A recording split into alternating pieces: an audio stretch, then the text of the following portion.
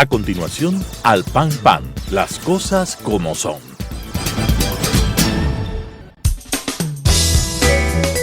Clasificación B, bajo supervisión de un adulto.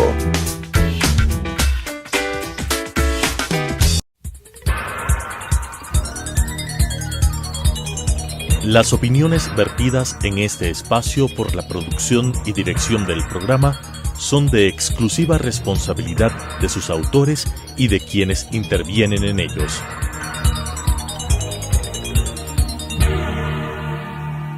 Telesucesos Canal 29 UHF presenta Al Pan Pan, las cosas como son. Coyuntura y calidad de la democracia con la conducción de Patricio Aro. Al Pan Pan, las cosas como son.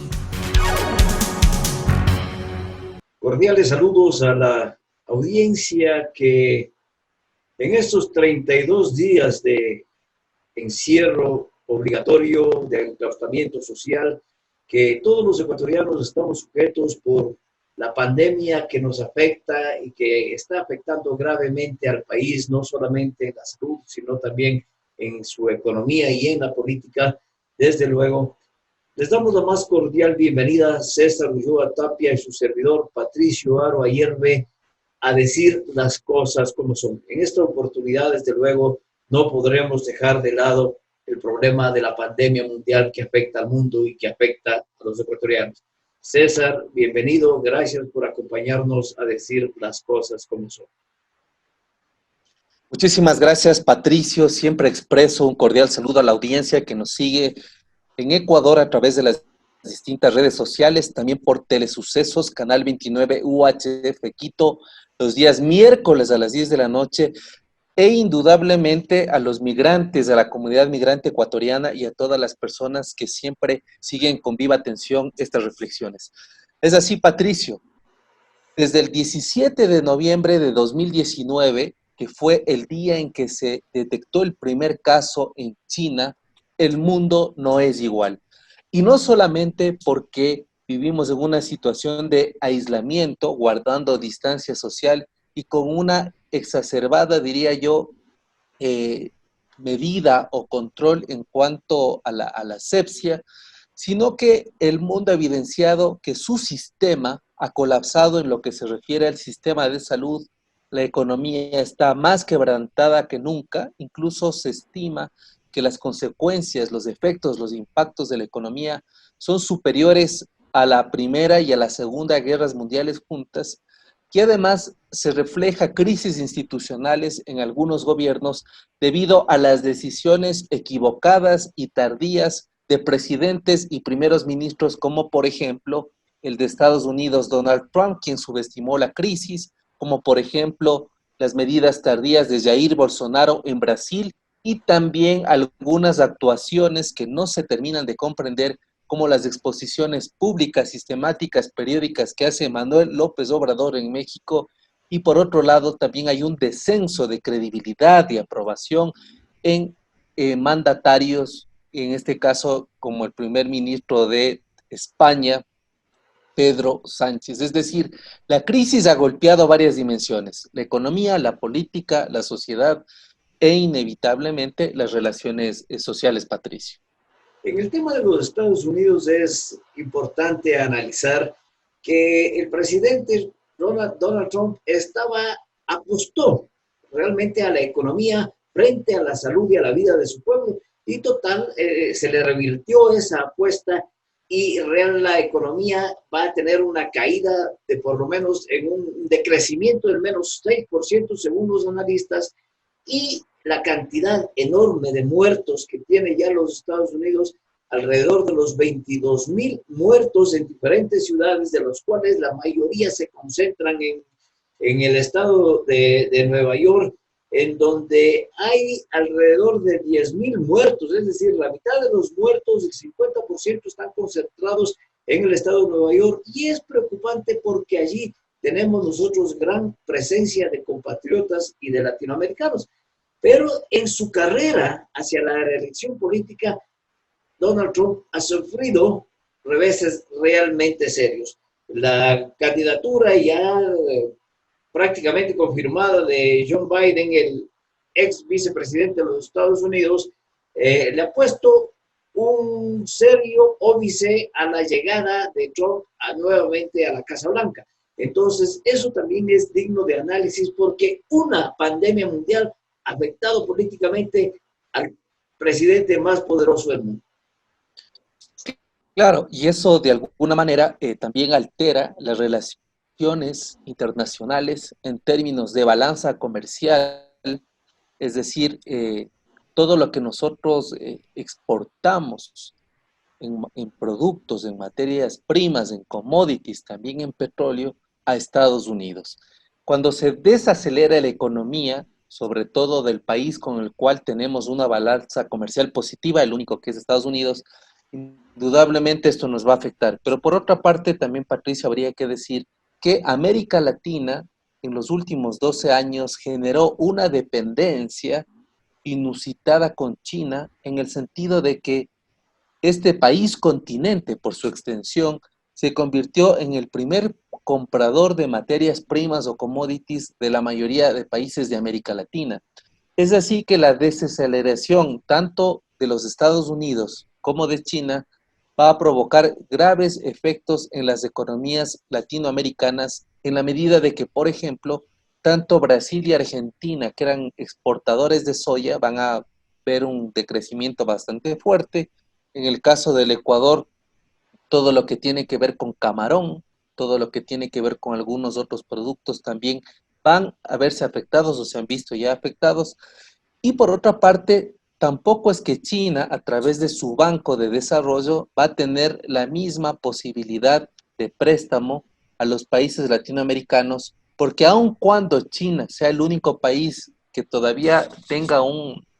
porcentaje de crecimiento estimado en el 3%, esto no garantiza ni quiere decir que China se vaya a convertir otra vez o nuevamente en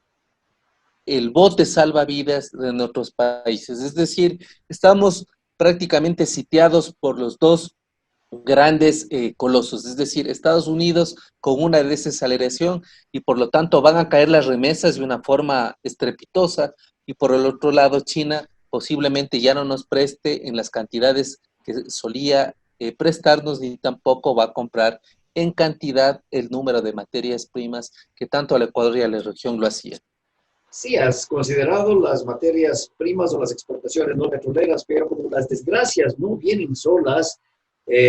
también las exportaciones petroleras del país han caído o van a caer por la ruptura del oleoducto, de los dos oleoductos que tiene el Ecuador, del SOTE y del oleoducto de crudos pesados, por la situación que se ha vivido en el sector de la cascada San Rafael del Campanario, en donde el río Coca cambió de curso y con un deslizamiento de tierra provocó la ruptura de esos dos oleoductos. El cuerpo de ingenieros del ejército, es importante también considerar, está trabajando aceleradamente para reparar esos dos oleoductos, pero la situación de exportación petrolera obviamente va a verse afectada. Las inundaciones provocadas en la ciudad de Quito son desgracias que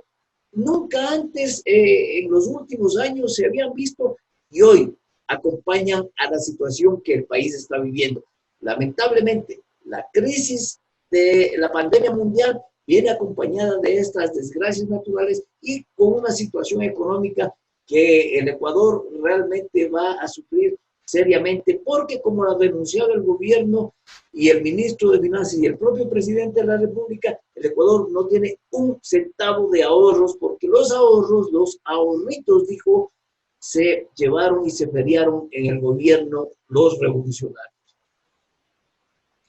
Habría que decir, Patricio, que no hay que perder de vista que el Ecuador venía ya atravesando una crisis. Una crisis, yo diría, con una triple dimensión. La primera económica, tú lo has manifestado con contundencia. El Ecuador había estimado un déficit fiscal cercano a los 10.000 millones de dólares y nosotros habíamos tocado este tema en varios capítulos anteriores de nuestro programa. Por otra parte, los niveles de endeudamiento externo son altísimos y a unas condiciones bastante malas. Y por otro lado, ha habido poca capacidad del gobierno en cuanto a reactivación productiva y a la generación de nuevas oportunidades de empleo o de abrir mercados en otros lugares. Habría que decir que esta crisis estuvo acompañada en el mes de octubre por una gran convulsión social, una mezcla de protesta, manifestación y también de insurgencia urbana, que de alguna manera confundió el rechazo a las medidas gubernamentales para resolver el déficit fiscal con algunos grupos que pretendieron dar un golpe de Estado y que fueron de alguna manera asusados, motivados por el expresidente Rafael Correa, quien por cierto tiene una sentencia de primera instancia por la figura de cohecho. Y también el Ecuador atravesaba una crisis muy seria en cuanto al desgaste y a la incredulidad que tienen las instituciones de la democracia. Esta crisis que no estaba superada todavía, Patricio, que no ha sido superada, se ve agudizada, se ve prácticamente en una situación de haber recibido un golpe letal con esta crisis mundial. Es decir, no salíamos de una crisis y estamos envueltos en otra crisis más fuerte. Y medidas económicas también se han propuesto desde el Ejecutivo con la finalidad de paliar esta crisis. Sin embargo, la reducción al 50% de los salarios de las funciones del Ejecutivo y también la recomendación al Legislativo para que lo haga, debería ser una medida permanente porque alrededor de $2.500 mensuales ganaría el presidente de la República, los ministros de Estado, los asambleístas. Entonces, ese debería ser el salario, la remuneración mensual que ellos tengan, es decir, máximo 5 salarios mínimos vitales, y es más que suficiente. Sin embargo, la gran mayoría de los asambleístas han considerado que sí, que podrían rebajar su remuneración mensual, pero hay otros que se oponen a esta medida, considerando que es una medida populista y que eso no alivia de manera alguna la situación que vive el país. Pero en realidad el gran mal que vive el Ecuador es la corrupción. En corrupción hemos visto que se ha destapado, o la pandemia mundial en el Ecuador, la COVID-19 en el Ecuador, ha destapado grandes problemas y situaciones de corrupción, especialmente en los hospitales. Fernando Villavicencio sigue haciendo sus investigaciones y sigue denunciando los problemas que hay al interior de los hospitales en la compra de medicinas y en la compra de equipos médicos e insumos que son realmente una forma de corrupción que una banda de sinvergüenzas aprovechan de la situación que vive el país para pretender hacerse millonarios. Efectivamente, Patricio, lo que tú dices tiene una contundencia enorme en la medida de que el Ecuador tiene que, sobre la base de esta situación tan crítica que vive, formular por lo menos unos 4 grandes acuerdos nacionales que nos conduzcan a un pacto social que replantee no solo la situación de crisis económica, sino que también le dé un giro ético inevitable, urgente, indispensable a la manera de administrar los recursos del Estado por parte de la clase dirigente política. Y lo que tú has dicho es verdad, las denuncias de sobreprecios en la compra de medicinas, sobre todo en hospitales como el Teodoro Maldonado Carbo en Guayaquil, que han sido denunciados de una forma sistemática, permanente por la Comisión Nacional Anticorrupción, por investigaciones de los 2 periodistas que ahora ocupan un lugar emblemático por el caso Sobornos, que es Fernando Villavicencio y Cristian Zurita, y también por el desmantelamiento sistemático que ha sufrido el Instituto Ecuatoriano de Seguridad Social, nos dice que una de las cosas que se deben hacer de manera urgente en este pacto social es una lucha contra la corrupción y contra la impunidad en un gran marco de transparencia y control social. El segundo gran acuerdo, Patricio, que a mí me parece clave es la reformulación de la representación política. Es decir, vemos que como nunca antes los partidos políticos están siendo calificados de la peor manera desde la transición a la democracia. Las peores instituciones calificadas son, entre otras, la Asamblea Nacional. Por lo tanto, hay un gran trabajo en cuanto a reformular la representación política. El tercer gran acuerdo, a mí me parece sumamente clave, es pensar en el diseño de un modelo económico en la medida que este sea el resultado de grandes renunciamientos, de grandes aportes, de un inmenso sentido de creatividad de los sectores productivos, de la universidad, de la sociedad civil. Y me parece que hay una cosa sumamente importante que no se puede dejar pasar y es el capital social. Es decir, cómo volvemos a recomponer el tejido, es decir, cómo volvemos eh, a apuntalar, a lograr que exista confianza entre los ecuatorianos y ecuatorianas. Es decir, no hemos salido todavía de este ambiente de polarización en donde todo se califica como bueno o malo, como estar a favor o en contra de alguna postura. Me parece, Patricio, que estos aspectos no son de ahora, los hemos venido diciendo durante varias veces en varios programas, pero creo que es inevitable, indudablemente, trabajar en estas líneas cuando la crisis nos dice que si no tomamos decisiones, nos va a sobrepasar las consecuencias del coronavirus. En la post-pandemia se van a unir o se van a unificar dos elementos claves. El uno es la materialización de la sentencia a Rafael Correa y sus secuaces, que tiene dos componentes importantes, uno de privación de libertad y otro de medidas de reparación. Dentro de esas medidas de reparación está la prohibición a que ejerza los 25 años de actividad política, pero a mí me parece lo más interesante, las disculpas públicas que tiene que pedir Correa en la Plaza de la Independencia en la ciudad de Quito, por cuanto desde ese lugar Rafael Correa hizo ver al Ecuador y pretendió hacer ver al mundo que él era el más grande connotado en la historia del Ecuador y era un semidios. Entonces, bajo esta circunstancia, el momento que tenga que ejecutoriarse esa sentencia y él tenga que pedir disculpas públicas, tendrá que su ego bajarle al suelo, al piso y demostrar claramente que él entendió que el mandante, que es el pueblo ecuatoriano, el soberano, es el que le dio la autoridad, no para convertirse en Dios o en semidios, sino para ser el mandatario del pueblo ecuatoriano. Entonces, esto, unida a la crisis de la pandemia que saldrá, el Ecuador deberá ser otro, como tú dices, y realizarse una serie de acuerdos sociales, especialmente, yo diría, en la representación política. Hoy, en la pandemia, los partidos políticos no aparecen. Los políticos en sí no aparecen, sino algunas de las autoridades de elección popular. Pero en la sociedad civil, los médicos son los que están luchando, los trabajadores son los que están luchando. También, desde luego, la presencia estatal con las fuerzas de seguridad. Pero la representación política tendrá que darse sobre la base de la sociedad civil. Es decir, debe haber una transformación, inclusive en el tipo de gobierno. Potencialmente podría ser un gobierno parlamentario el que ya se deba considerar, porque las elecciones también, que están previstas para el próximo año, para el mes de febrero, van a incidir gravemente por el costo que estas tienen. Entonces deberá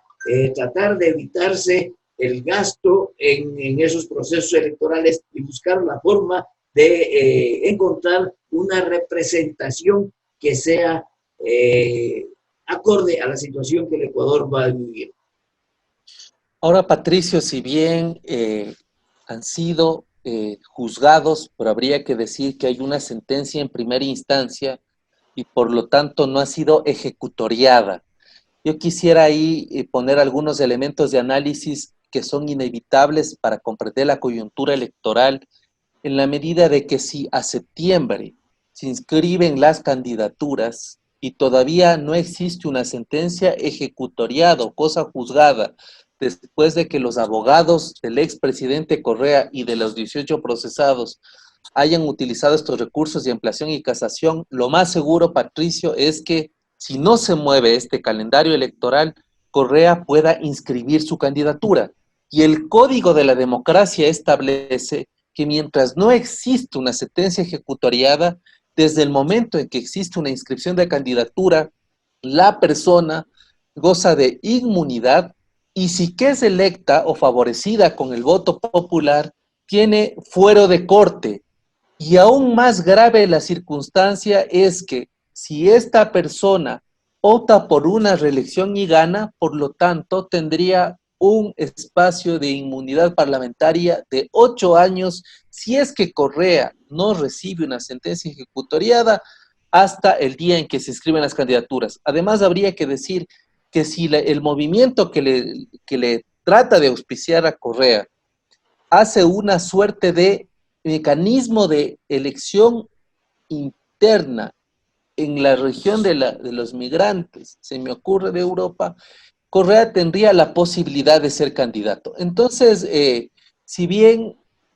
los jueces han actuado en correspondencia con las pruebas que la Fiscalía de manera exhaustiva ha presentado, sin embargo, todavía habría que analizar el papel que el Consejo Nacional Electoral va a tener, porque si las cosas se mantienen como la presidenta Diana Tamaín anunció y a septiembre no se resuelve, tendremos un expresidente con sentencia en primera instancia candidato. Así es, y sumado a esto que los términos y plazos están suspendidos por la situación que vive el país de la pandemia, entonces ellos tranquilamente pueden presentar la aclaración y la casación en los términos y en los plazos que ellos consideren, porque simplemente están estos suspendidos. Entonces, eso sucedería y podría suceder en las condiciones que vive el Ecuador, pero también es importante que se considere y los líderes nacionales tienen que buscar la fórmula para buscar un cambio radical, no para evitar que Correa sea o no candidato, sino para que el país pueda salir de la crisis en una nueva forma de representación social, con una nueva forma de representación social, con una nueva forma de gobierno y con una nueva forma de representación en su democracia. Por lo tanto, es importante que ya los líderes nacionales empiecen a pensar este tipo de soluciones para que en el corto plazo el Ecuador pueda salir adelante política, económica y socialmente. Bueno, yo podría decirte, Patricio, que después de haberse aprobado en segundo debate en el Pleno, en el Legislativo, un conjunto de reformas al Código de la Democracia, habrá que hacer una pedagogía electoral en la medida de que, si bien se exige a los partidos mejorar la democracia interna, si bien se exige a los partidos que la inversión mayor que reciben del fondo partidario vaya a capacitación de sus cuadros, sin embargo, habría que tener una veeduría más fuerte, una observancia más potente y un papel de la ciudadanía más activa para que aquella representación, porque no se pueden en este momento hacer nuevas reformas al Código de la Democracia, mejore desde un papel mucho más asertivo, más proactivo de las organizaciones de la sociedad civil. Quisiera retomar nuevamente la situación de la pandemia, efecto y producto de esta COVID-19 que vive el país. Se está pretendiendo instalar una novelería, la he llamado yo, una semaforización de la situación de salud en el país. Eso va a ser es una novelería que va a provocar una mortandad, porque si hoy que están las medidas estrictas, supuestamente el semáforo está en rojo, la gente sale, la gente se pasea, se rompe las normas de circulación, se rompe el toque de queda y desgraciadamente la contaminación sigue ascendiendo en escala. En este momento nosotros tenemos más de 700 muertos, la estadística y los índices de mortandad en el país están alrededor del 10% de los contaminados, cuando en el mundo es alrededor del 3.5 y 4. En el país es del 10%. Por lo tanto, lo que cabe hoy es la recomendación a la ciudadanía para observar las normas de este aislamiento social que exige y cumplir las normas del toque de queda y de permanecer en casa. Es la única forma que nosotros los ecuatorianos tenemos para enfrentar a esta gravísima pandemia que ya la Organización Mundial de la Salud ha dicho es la más mortal que se ha producido en el mundo. Así es, Patricio. Son 3 medidas claves. Es la primera vez que la humanidad enfrenta una pandemia con 3 cosas sencillas: que para los efectos no parecerían tan sencillas porque hay incumplimiento, pero también detrás hay una serie de condiciones socioestructurales que habría que analizarlas con mayor detalle, como lo que sucede en varios países y en varios lugares dentro de los países. La recomendación es clara: quédate en casa, distanciamiento social, aislamiento y asepsia. Creo que estas tres cosas son los máximos, no por no decir los mínimos, los máximos que se deben cumplir. Y seguiremos nosotros, Patricio, en esta tarea de reflexionar, de repensar lo que sucede en el Ecuador, en la región y en el mundo. Otro mundo es el que estamos viviendo y es imposible regresar a cierta normalidad, que lo que nos ha dado como consecuencias es los desastres y las catástrofes que ahora nosotros vivimos. Así es, y de esta manera, con César Ulloa Tapia y su servidor Patricio Aro Ayerbe, hemos dicho las cosas como son. Al pan pan. Las opiniones vertidas en este espacio por la producción y dirección del programa son de exclusiva responsabilidad de sus autores y de quienes intervienen en ellos.